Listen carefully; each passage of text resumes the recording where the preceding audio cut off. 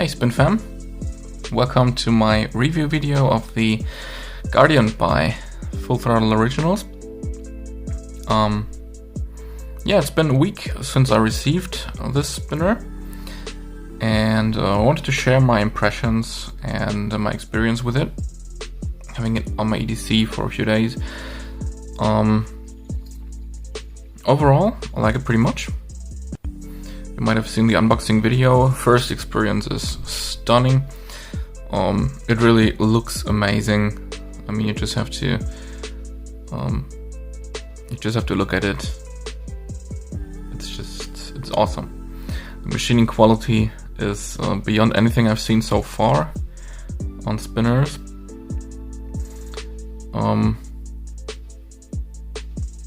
Yeah, the most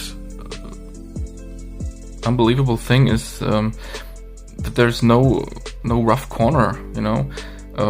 All these corners are perfectly smooth despite all these grooves. You would expect some sharp edges around here, but it's not. They're perfectly machined. Very, very well done. Yeah, the only rough surfaces here and in the middle of the buttons, there are super tiny chamfers. Don't know if you can see it in the video. All these hexagons are chamfered. I don't know why he did that or how he did that, but it's amazing. It's amazing machining work. Still, they are pretty rough. I don't like it for the buttons, you know. I really don't care that your skin kind of rubs over the surface when you spin it. The buttons are very low profile, so you happen to feel the surface with your thumb. I mean, you can't avoid it when you do more of a pinch grip, but if you happen to put your thumb flat on the buttons, it's kind of difficult avoiding the surfaces rubbing on your finger. I don't mind that too much. For me, the buttons are just too grippy. I don't like it if they stick to your fingers like that. I don't like that feeling, so yeah, it's not what I prefer. But the spin feel is great. You have a lot of weight with these exaggerated arms. You feel that, you get a lot of torque from the spinner. I actually swapped the bearing. It came with an HC3. Those are pretty stiff. There's not much tolerance in those.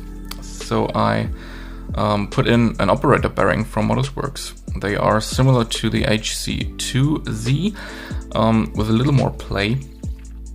And I like that. I like that it is a little bit loose now. It feels a bit easier to spin. That's just how I prefer it.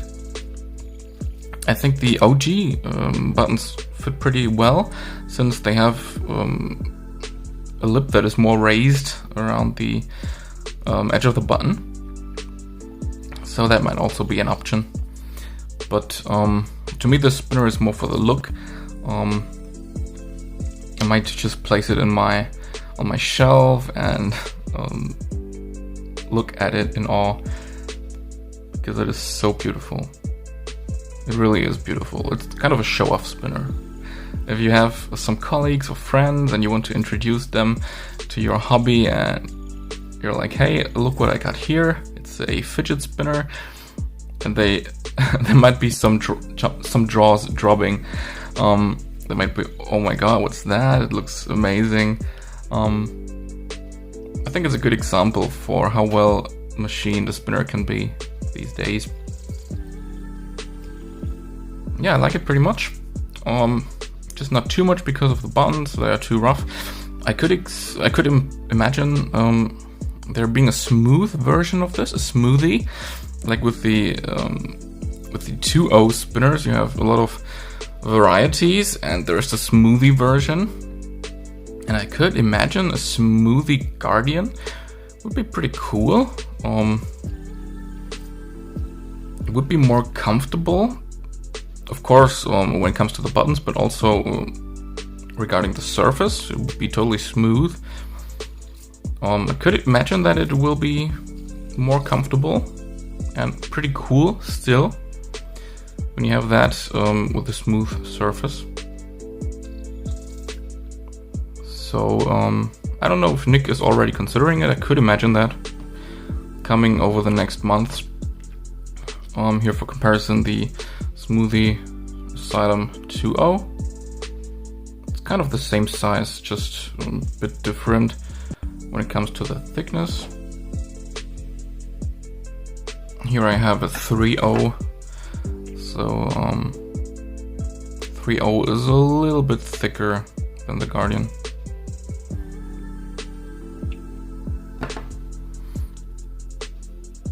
So let's take another look under the buttons. You see some balancing holes. It looks like there was not really any balancing work done on this. It spins perfectly smooth. I think there wasn't even any balancing issue on this one. So you don't see any traces of adjusting these holes. I could imagine there's maybe a few out there with different sized holes to balance it actually.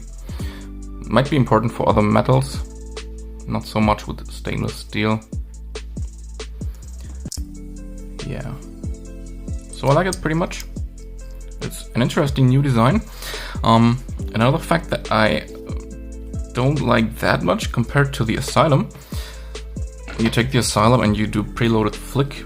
My finger rests like this, exactly on this angle. And it's super comfortable.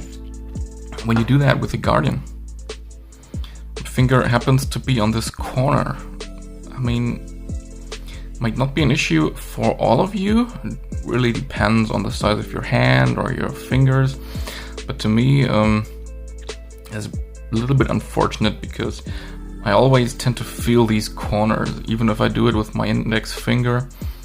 I don't know, I happen to hit these corners. It might be due to the thickness of the spinner and just because of the angle. That's just how it is.